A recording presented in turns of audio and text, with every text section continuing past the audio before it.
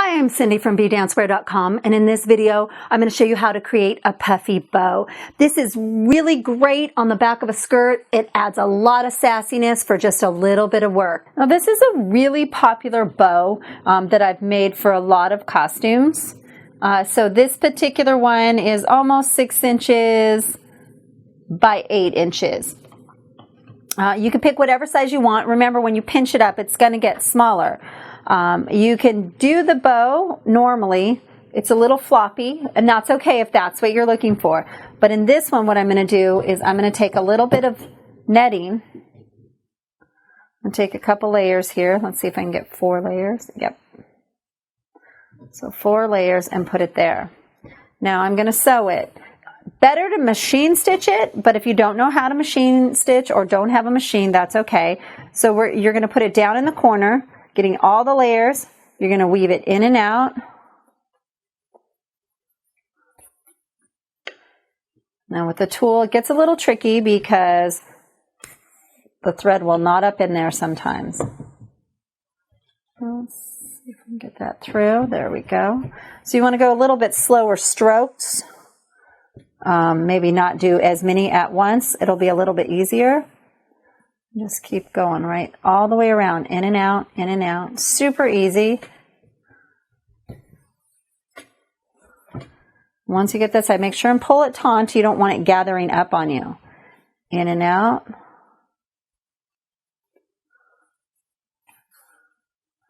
On a machine, probably would have been done already. I'm doing some bigger stitches right now just because, for time's sake.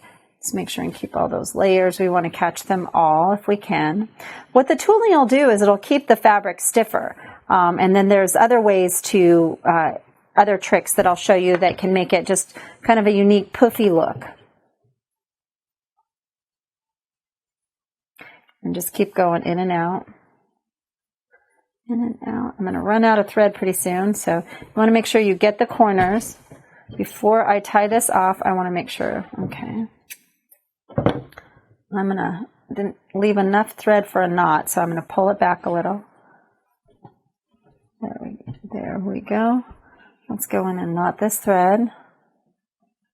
I'm going to cut it away. Throw it in the trash. Let's go ahead and do another.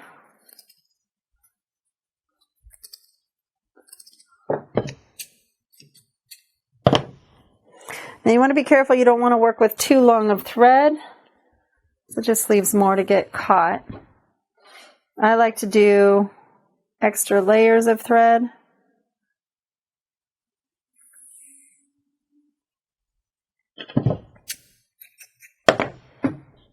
Now I'm going to enclose the entire thing. I find that the most uniform look you can get if you enclose the whole thing. So it's the same stitching all the way around. Some people, like if you're going to do a bigger center knot, then you can leave it just smack dab in the center. But I also like to stuff it with some fabric, so I don't want the fabric to get distorted, or some tooling. I don't want the actual bow to get distorted. So then go to the end, stretch it out a little, tie that knot off. Now the way I can cut this without having a problem is, save this thread for the next step. I'm going to fold it in half, find the center. I'm going to pinch the very center, pinch all the fabric, but pulling out that very front one. See, I'm pulling that out. Double check, make sure I'm smack dab in the center. Cut a little notch.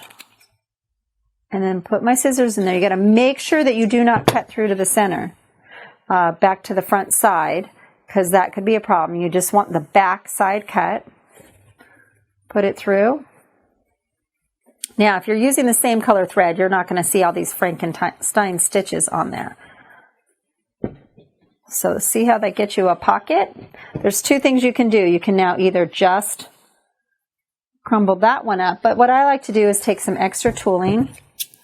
Found it's better if you cut it into pieces because you can get it fluffier. And then put one in each corner. I want to fill it up so it looks pretty fluffy.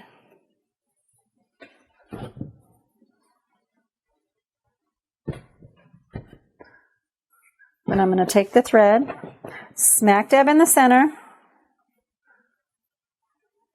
My slice got a little off here, but I'm going to tuck that over and keep sewing, catching all the layers, front and back. And if you see you didn't quite sew it up the center, back the needle out a little, get it smack dab in the center, and tie that knot.